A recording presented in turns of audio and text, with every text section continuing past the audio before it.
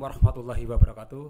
Berjumpa kembali di channel Rumah Belajar Kaltim dalam kabar Kalimantan Timur.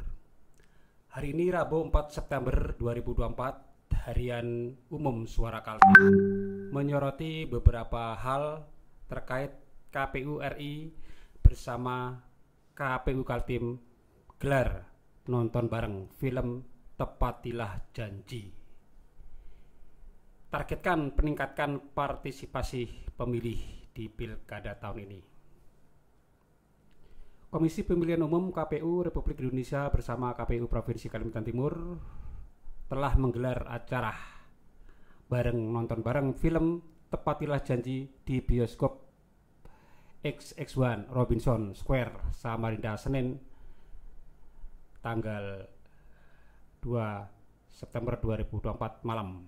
Acara ini merupakan bagian dari upaya KPU untuk mendorong masyarakat memanfaatkan hak pilih mereka secara bijaksana menjelang pilkada serentak yang dijadwalkan pada 27 November. Pada bagian lain, Suara Kaltim juga menyoroti tentang MTQ Nasional ke-30 di Kaltim persiapan maksimal. Strategi Dewan Hakim menjaga independensi,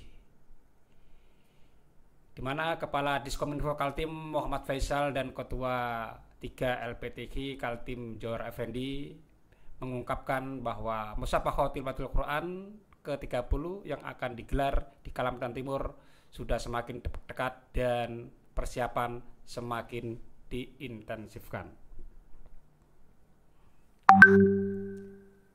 Di bagian lain pada halaman utama, Disduk Capil Samarinda perluas jangkauan layanan. Diperlukan ke BPPD Samarinda.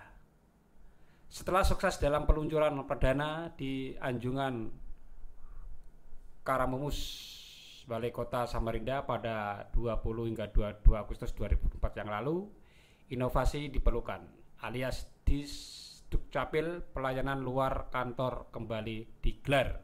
Kali ini Disdukcapil Kota Samarinda menyelenggarakan kegiatan tersebut di Badan Penanggulangan Bencana Daerah BPBD Kota Samarinda pada acara Ngopi Ngobrol Pintal relawan bersama Kal BPBD dan Forum Pengurangan Resiko Bencana Kota Samarinda, Sabtu 1 September 2024. Kegiatan ini menyasar pegawai BPBD dan para relawan dengan melayani sebanyak 300 orang di acara ngopi tersebut. Dukcapil juga memanfaatkan kesempatan untuk melakukan sosialisasi terkait identifikasi kependudukan digital (KD), memperkenalkan berbagai inovasi pelayanan serta membuka kerjasama dengan BPBD dalam hal kesiapan bencana. Kita lanjut ke halaman 2, ada Bapak Abdullah Azwar Anas mengatakan bahwa kepindahan ASN ke IKN tunggu instruksi digital selesai. Demikian Menteri Pendayagunaan Aparatur Negara dan Reformasi Birokrasi PAN RB Abdullah Azwar Anas yang mengatakan bahwa kepindahan ASN ke ibu kota Kalimantan Timur menunggu pembangunan infrastruktur digital selesai.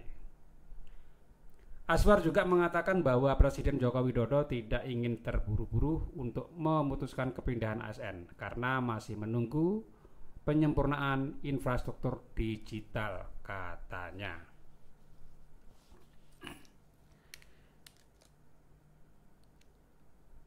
Dalam bagian lain, ada jumlah perusahaan dan pekerja di Balikpapan meningkat dampak dari IKN. Jumlah perusahaan kecil dan pekerja di Kota Balikpapan, Kalimantan Timur mengalami kenaikan sebagai dampak positif dari kepindahan ibu kota negara IKN, yaitu menggambarkan ekonomi daerah tumbuh positif. Data dari Badan Pusat Statistik BPS menyebutkan bahwa dalam beberapa tahun terakhir jumlah perusahaan di Balikpapan mengalami kenaikan signifikan sehingga jumlah pekerja juga ikut meningkat, kata Kepala Dinas Ketenagakerjaan Disnaker Kota Balikpapan, Ani Mufidah di Balikpapan Selasa.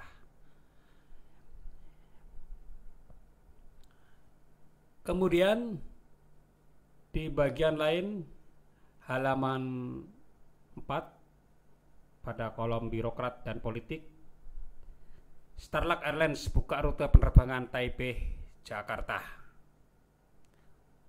PJ Gubernur Akmal optimis wisatawan mancanegara ke Kaltim akan melesat. Pejabat PJ Gubernur Kaltim Akmal Malik menghadiri Starlux Airlines Gala Dinner di Ballroom 1 Fairmont, Jakarta, Senin 2 September 2024 malam. Starlux Airlines merupakan maskapai yang membuka rute baru Indonesia Taipei dan sebaliknya. Pada halaman lain di bagian yang sama, pimpinan rakor susunan tata tempat pembukaan dan penutupan MTQ Sekda Sri, jangan sampai ada melempar tugas dan tanggung jawab. Penyelenggaraan Musabaqah Tilawatil Quran Nasional MTQ ke-30 tahun 2024 kini tinggal menghitung hari. Karena itu, selaku tuan rumah penyelenggara MTQ nasional yang kedua setelah tahun 1976, Provinsi Kaltim terus melakukan pematangan persiapan agar pelaksanaan event akbar syiar Islam tersebut dapat berjalan sukses.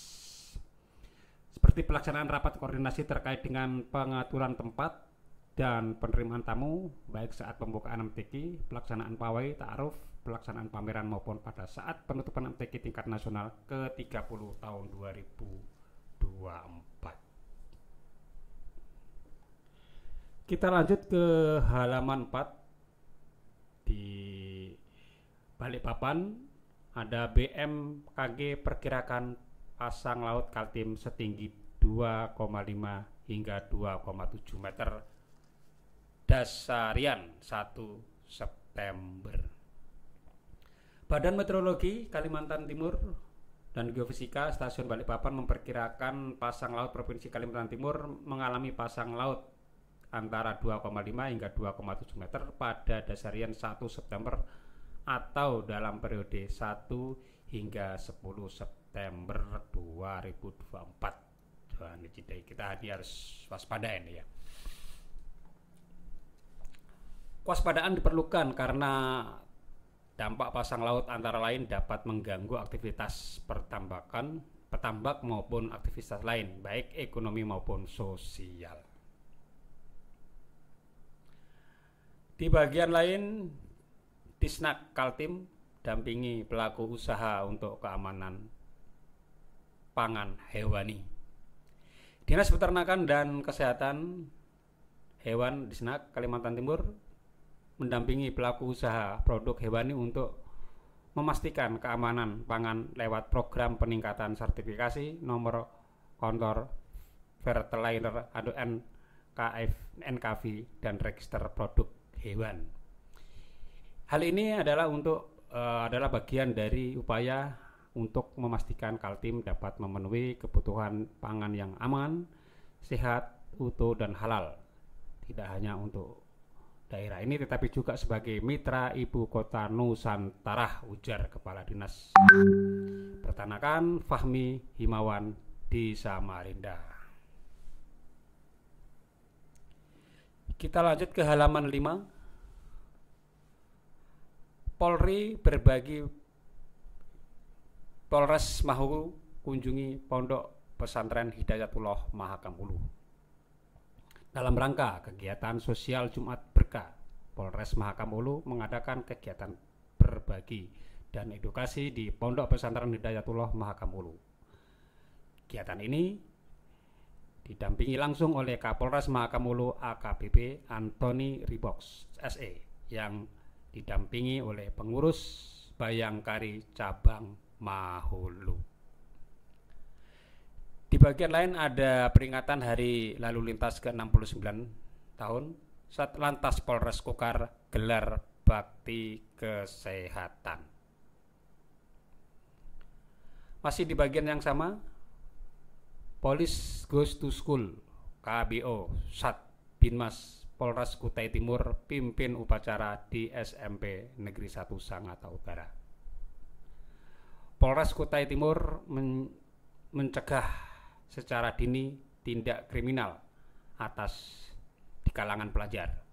Satuan Binmas Polres Kutai Timur menggelar program Police Goes to School yang ada di Kabupaten Kutai Timur.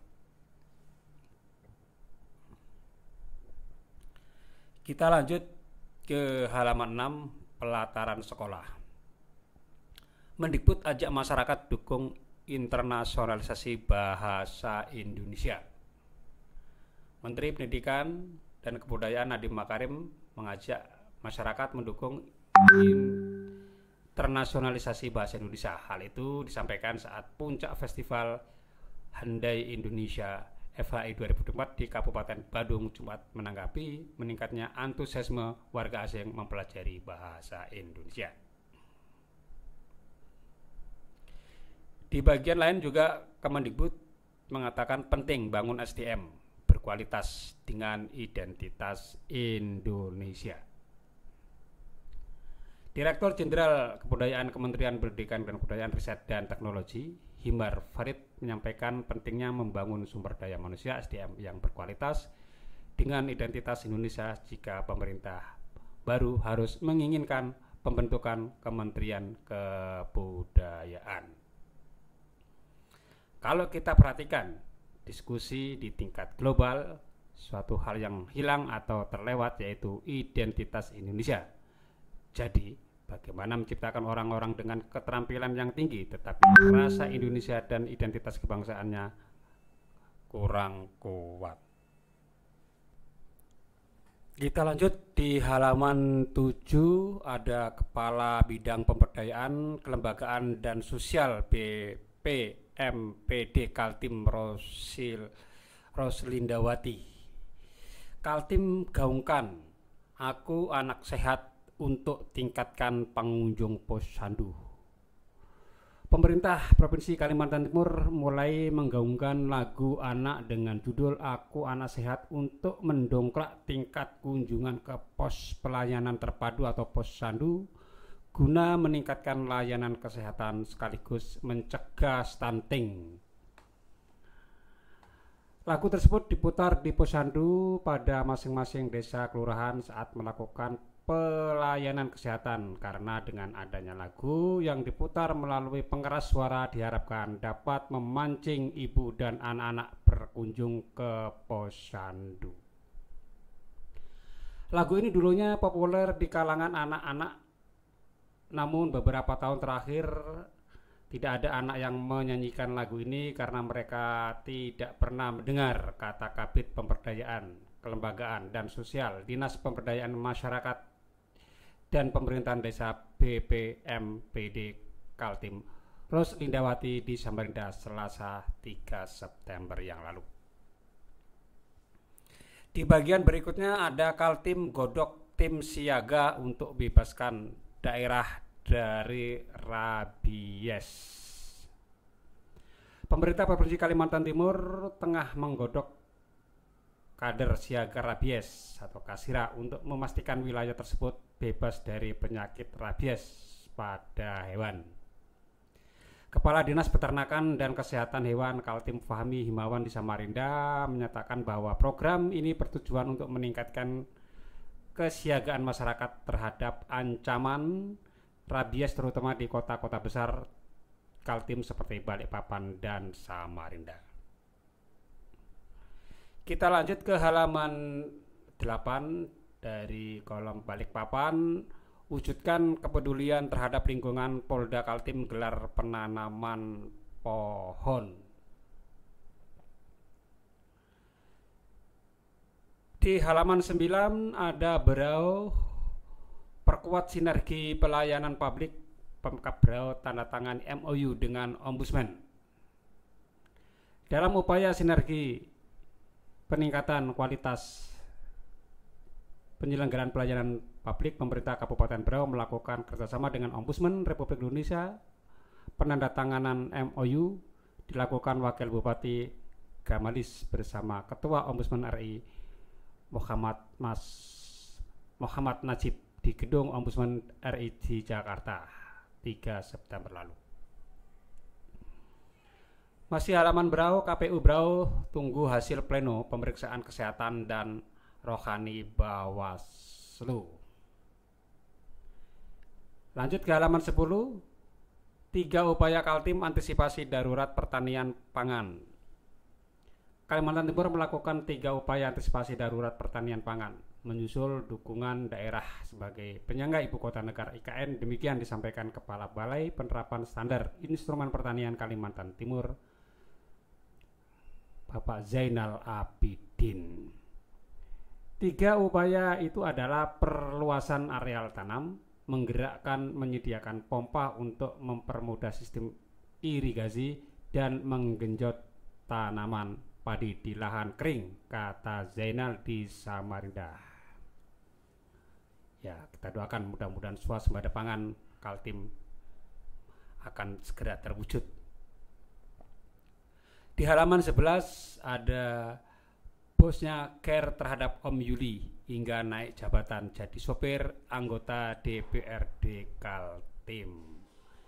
Wilayah representasi rakyat hasil pemilu 14 Februari 2004 mulai mengisi kursi-kursi legislatif di DPRD wilayah provinsi Kalimantan Timur.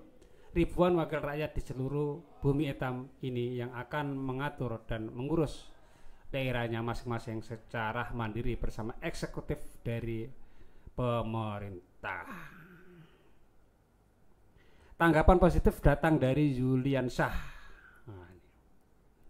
pria asal kelahiran kota Samarinda itu bernasib mujur selama 7 tahun menjadi sopir pribadi Haji Abdul Rohim Agus yang baru saja dilantik bersama 53 wakil rakyat di gedung DPR.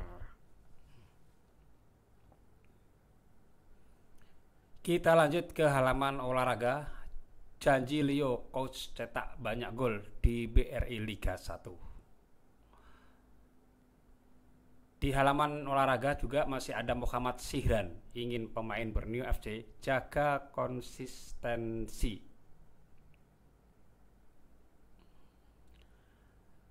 Kita lanjut halaman 13. Di Snaker Trans Kaltim latih pekerja informal dalam pemasaran digital.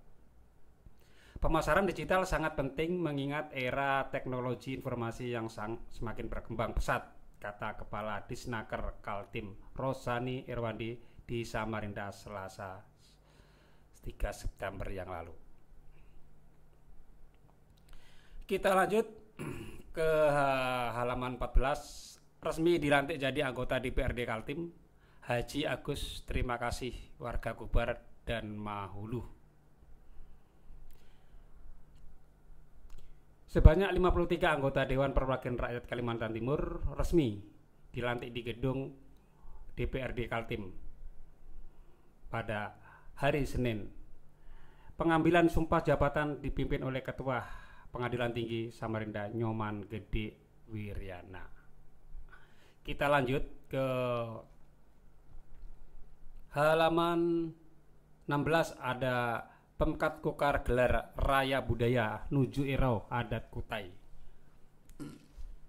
Promosi Pesta Adat Erau di Balikpapan. Dalam rangka Pesta Adat Erau Palas Benua 2024, pemerintah Kabupaten Pemkat Kutai Kartanegara Kukar menggagas acara bertajuk Raya Budaya Nuju Erau Adat Kutai di Kota Balikpapan.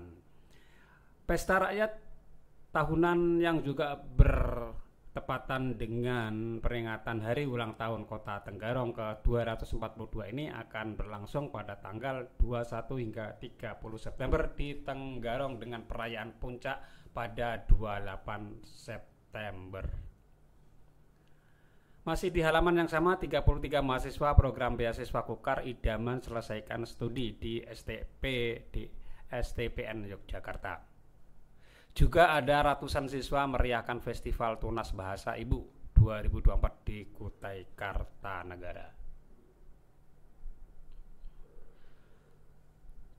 Selain itu juga ada Pemkat Kukar jaga transparansi teken berita acara rekonsiliasi pajak pusat. Kita lanjut ke halaman berikutnya dan ternyata udah habis pemirsa. Itu tadi beberapa ulasan berita Suara Kaltim yang kita hadirkan hari ini. Jika pemirsa ingin membaca secara lengkap dan detail tentunya silakan berlangganan di Harian Umum Suara Kaltim. Saya M. Yahya selaku pembaca berita hari ini mengucapkan selamat siang. Assalamualaikum warahmatullahi wabarakatuh.